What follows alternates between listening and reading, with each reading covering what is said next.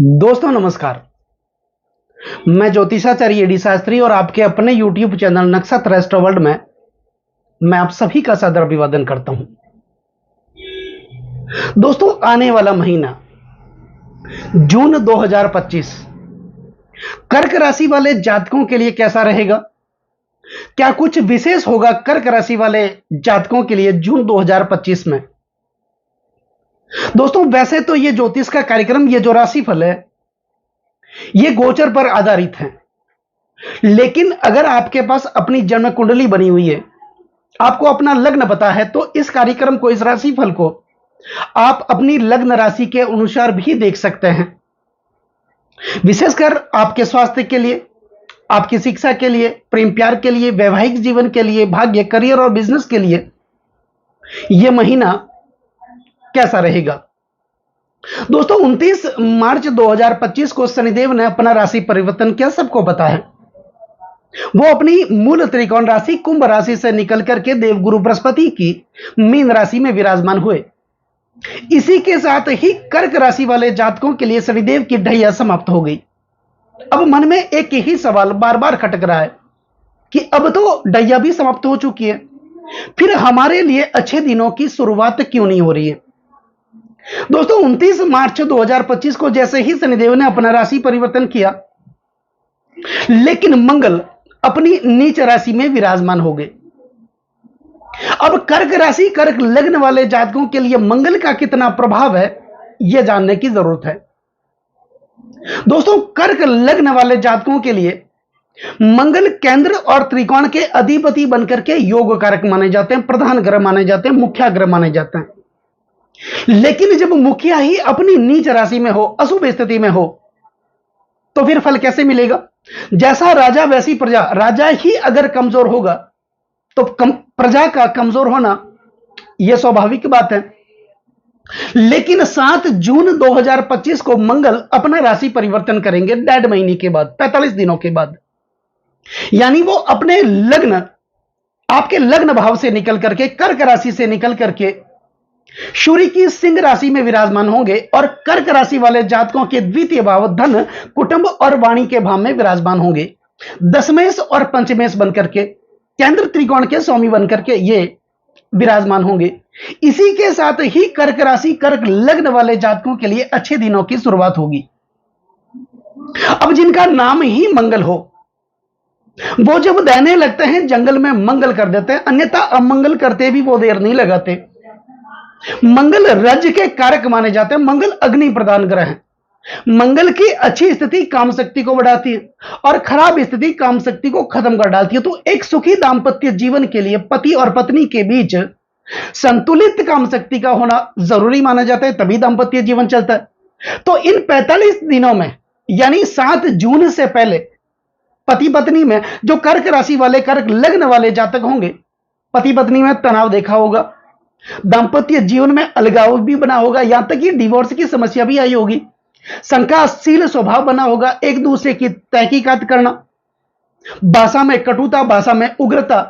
दूसरा, मंगल अन्यत्व परत्व का योग भी बनाते हैं। अब अन्यत्व और परत्व का मतलब क्या होता है?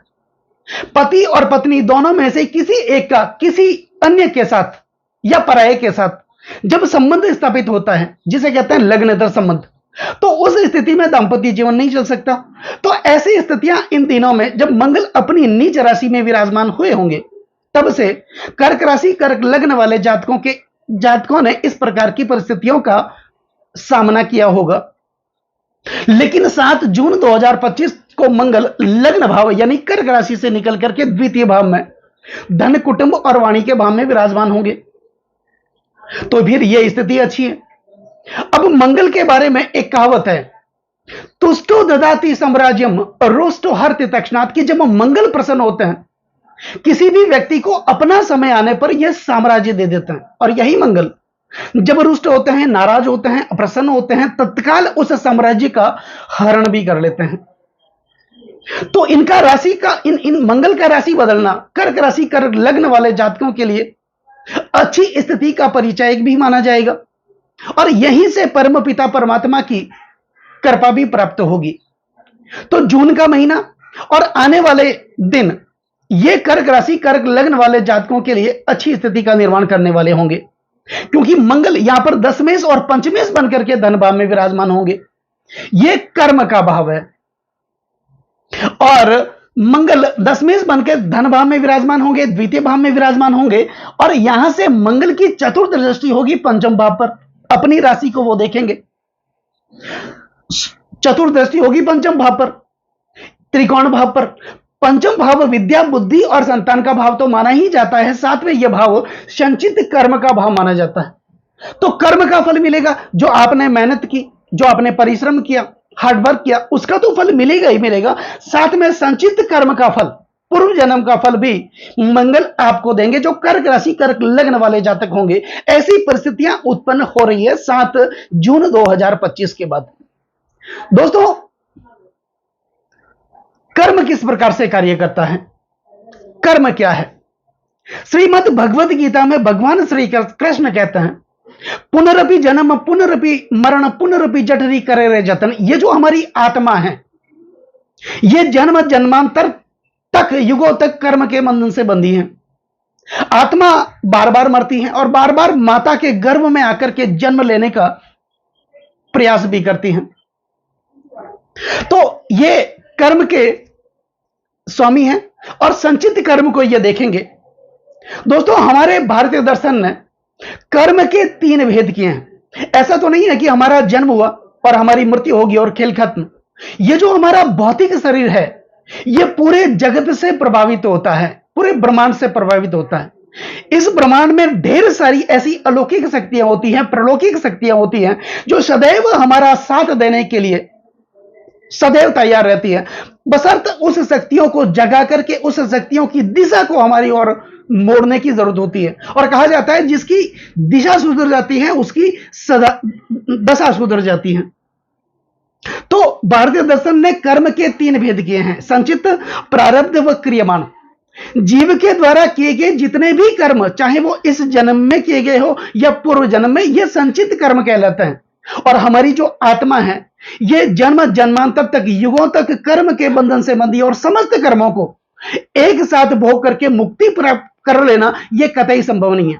इसलिए इस कर्म के बंधन को क्रम से भोगना पड़ता है। अपने संचित में से जीव जिस कर्म को सबसे पहले भोगना प्रारंभ करता है, उसे हम कहते हैं प्रारब्ध या भाग्य। और अब जो कर्म हो रहा है, हमसे किया जा रहा है, उसे हम कहते हैं क्रियमाण। तो इन्हीं 3 प्रकार के कर्मों के कारण ही आत्मा को इन्हें भोग करके मुक्ति प्राप्त करने के लिए योनियां बदलनी पड़ती हैं। इसलिए भगवत गीता में भगवान श्री कृष्ण कहता है, 84 लाख योनियों से गुजर करके ये मनुष्य जीवन, ये मानव देह हमें प्राप्त होती है। तो अनादिकालीन कर्म प्रवाह के कारण ही आत्मा का लिंग शरीर, भौतिक शरीर व कार्बन शरीर से संबंध बनाए गए हैं। तो ऋषियों ने अपने अनुभव के आधार पर ज्योतिष के परिप्रेक्ष्य में आत्मा को वर्तमान भौतिक देह में रहकर भी तीनों जगत से संभवित माना है, जो अपने विचार, भाव और क्रिया के द्वारा अनुभव करता है। अपने देखो दोस्तों, बात यह है, ये जो हमारी आत्मा है, ये जब अपने भौतिक शरीर का त्याग कर देती है, यानी हम मर जाते हैं, तो लिंग शरीर उसे दूसरी स्थूल देह में जाने में सहायता करता है और दूसरा देह बदलने के पश्चात ये आत्मा अपने संचित का विस्मृत कर देती है, भूल जाती है, यानी हमें पूर्व जन्म का कुछ भी याद नहीं रहता। अब हमारा यह जो भौतिक शरीर है, यह 2 उप शरीरों में बटा है, बाह्य व्यक्तित्व और आंतरिक व्यक्तित्व। ज्योतिष ने इन 2 व्यक्तित्वों को 3 भागों में बांटा है, 3 भागों में विभाजित किया है, बाह्य व्यक्तित्व, आंतरिक व्यक्तित्व और तीसरा अंतःकरण। अब बाह्य व्यक्तित्व के 3 रूप, आंतरिक व्यक्तित्व के 3 रूप, 3 और 3 6 और 7वां अंतःकरण।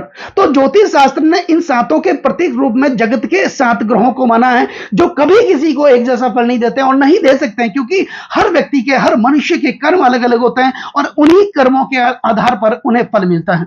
और हमारे भारतीय दर्शन तो सदैव यह कहता आया है कि यत पिंडे तत ब्रह्मांड में, जो ब्रह्मांड में है वो हमारे शरीर में भी है।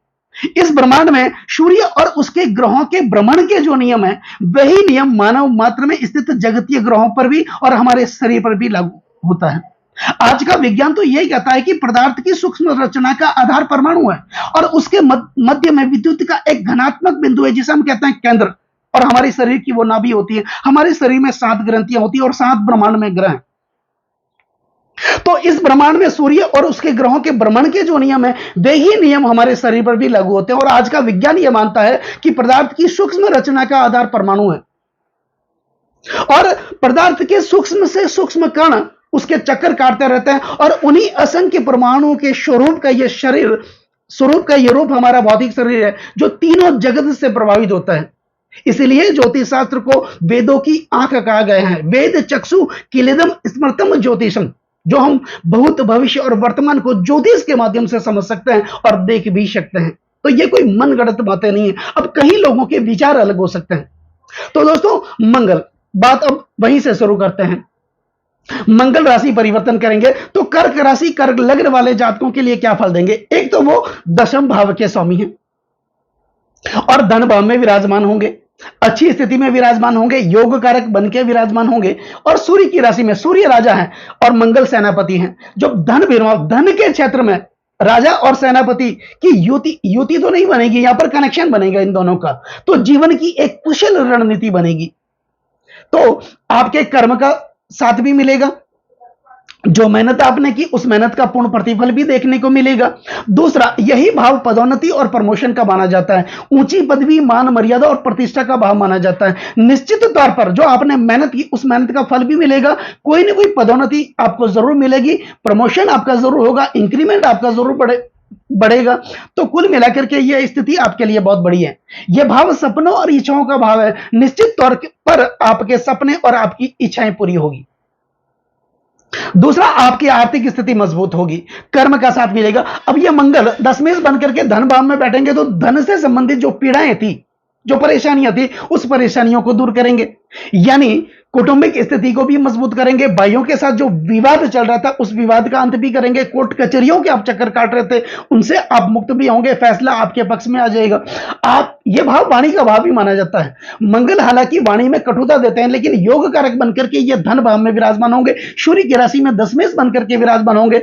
निश्चित तौर पर वाणी कुशलता आपकी बढ़ेगी और आप अपनी वाणी कुशलता के कारण अपना फंसा हुआ काम निकालने में माहिर होंगे, यानी कुशल रणनीति। अब मंगल सेनानायक, सेनापति, वो लीडरशिप करवाते हैं, नेतृत्व क्षमता देते हैं। आप जहां कहीं भी हैं, जहां आप नौकरी करते हैं या व्यापार जगत से जुड़े हुए हैं, आप नेतृत्व क्षमता आपके अंदर अपना पाएंगे। आप आगे बढ़ करके अपना काम करेंगे। जो भी जिम्मेदारी आपको दी जाएगी तय समय पर उस जिम्मेदारी का निर्वाह आप करते हुए आगे बढ़ेंगे तो उसमें आपका मान सम्मान और प्रतिष्ठा आपकी बढ़ेगी।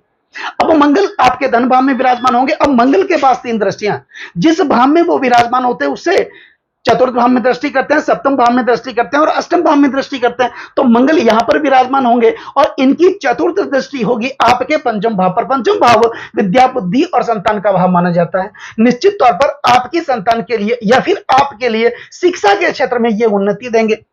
अविवाहित हैं उनके लिए विवाह के प्रस्ताव भी आएंगे। प्रेम संबंधों में बंधे हुए हैं या बंधेंगे, वो प्रेम शादी में भी बदलेगा। संचित कर्म का फल मिलेगा। यही भाव आकस्मिक धन प्राप्ति का भाव माना जाता है। तो कहीं से भी कोई खुशखबरी, कोई मांगलिक कार्य आपके जीवन में होंगे। आप दुकान भी लगा सकते हैं, अपने स्थान से दूसरे स्थान पर जाकर कोई नया व्यवसाय भी कर सकते हैं, या फिर आपकी नौकरी भी हो सकती है, प्रमोशन हो सकता है, प्रमोशन देकर के आपको कहीं और भेजा जा सकता है, कोई नई जिम्मेदारी देकर के।